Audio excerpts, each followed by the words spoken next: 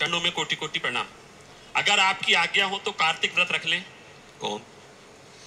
देखो, हम कभी निषेध नहीं करते। इस देखो, जितने भी व्रत हैं सबका फल है प्रभु के चरणों में अनुराग हो जाना, ये हमारी मान्यता है। अन्य उपासना से जो प्राप्त किया जाता है वो वहां तो हमारी कोई मान्यता ही नहीं, क्योंकि प्राय अपना जो सत्संग होता है वो भगवत प्राप्ति या भगवत प्रेम के लिए होता है। तो यहाँ जो भी उद्देश्य होता है वो केवल भगवत प्रेम या भगवत प्राप्ति, अन्य का कोई महत्व ही नहीं है।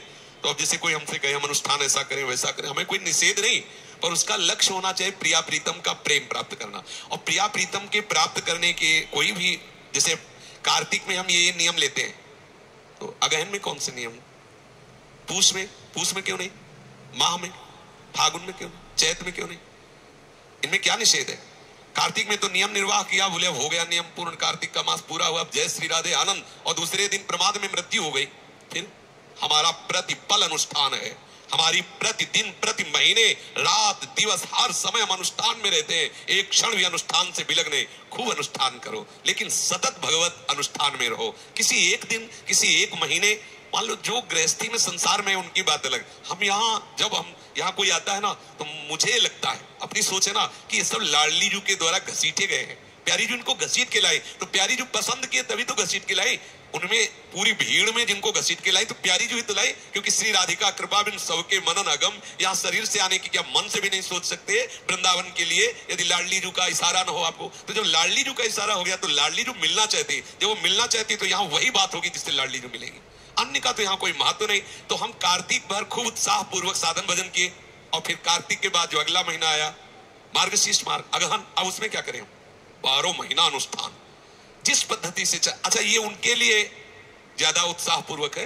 बेचारे जो गृहस्थी में है, प्रपंच में है, अब 12 महीना उनको बोले 1 महीना तो यार किसी तरह कसमस करके समय निकालो, और वृंदावन की परिक्रमा है, ठाकुर जी के दर्शन है, नाम जप, उनके लिए तो ठीक है, उनके लिए प्रशंसनीय, ऐसा करना चाहिए। पर जिनका लक्ष्य भगवत प्राप्ति है, भगवत प्रेम में उन्मत्त होना है, उनके लिए हर महीना कार्तिक महीना है, हर दिन हमारे लिए एकादशी है, हर क्षण हमारे लिए महापवित्र है, क्योंकि हम उसे प्रिया प्रीतम के चरणारविंद में लगा रहे हैं। और हमारे प्रिया प्रीतम के चरणारविंद में चित्त का लगना, ये सबसे बड़ी साधना, सबसे बड़ी उपासना, सबसे बड़ा व्रत है। अब इस व्रत को तुम कैसे भी पूर्ण करो, इसके लिए सबको छूट है।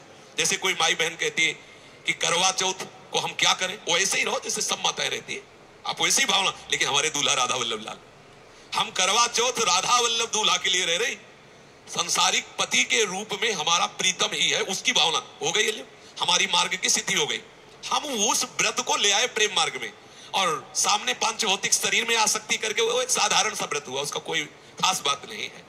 अगर वही प्रभु के लिए हो गया, वही खास बात हो गई। तो यहाँ खास बात की चर्चा हो रही, हमें प्रिया प्रीतम चाहिए। आप एक किसी भी महीने में कोई भी अनुष्ठान कर रहे, उसका फल होना चाहिए प्रिया प्रीतम का प्रेम। तो आप प्रेम प्राप्त करने के लिए चाहिए निरंतरता। निरंतरता के लिए किसी एक पर महत्व दे देना, एक पर महत्व न देना, ये अंतर पड़ जाएगा। आज सोमवार है तो इसलिए ऐसा, और कल मंगल है तो हमारे लिए हर दिन, हर घड़ी, हर महीना, हर रात, दिन, पक्ष सब एक मात्र श्यामा श्याम के चिंतन में, गायन में, लीला। अब कई दिन महापुरुषों को सुध ही नहीं रही भोजन मांगने की, भिक्षा मांगने की।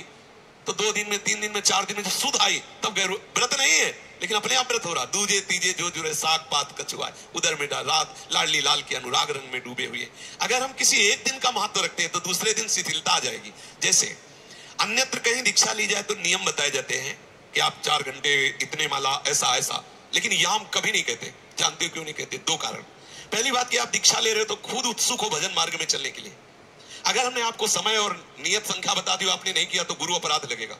आए थे हरिभजन में और औटे लाख कपास, मार्ग अवज्ञा होने पर बुद्धि मलिन होती चली जाएगी। और दूसरी बात, यदि आप उतना कर लिए तो आपके मन में आएगा गुरु आज्ञा का पालन हो गया, मौज मस्ती से। हमारी आज्ञाएं 24 घंटे, एक भी मिनट प्रभु से बिलग न जाए, वो तुम देखो कैसे बांटोगे, कितने दिनों में आओगे। ये है एक एक क्षण हमारा प्रभु के चरणों में। बोले हम कितने 30 माला करें, करो बढ़िया, वो हमसे बोलते हैं 50 माला करें, बढ़िया। हम कभी किसी को, हमारा एक ही आज्ञा है, कोई भी मिनट, कोई भी सेकेंड, कोई भी दिन, कोई भी महीना हमारी प्यारी जू से बिलग न जाए। बस हम कुछ भी कर रहे हैं अपनी प्यारी जू और प्यारे जू के लिए कर रहे हैं, वो भजन ही है। हर समय भजन में ही हमें एक एक चेष्टा भजन है। रसोई बना रहे, भजन है। व्यापार कर रहे, भजन है। आप किसानी कर रहे, भजन है। आप कुछ भी कर रहे हो, सब भजन, क्योंकि आपका उद्देश्य है। जैसे इन्होंने पूछा था कि मैं बाहर जाऊं तो क्या मेरी वही गति होगी? क्यों होगी वही गति? क्योंकि आपने तो अपना जीवन दे दिया। अब आपसे जो करवाया जाएगा वो उनकी प्रसन्नता के लिए होगा। ऐसे ही आपने तो अपना जीवन प्रभु को दे दिया, अब वो किसानी है, वो व्यापार है या वो भजन है, तीनों बराबर है, क्योंकि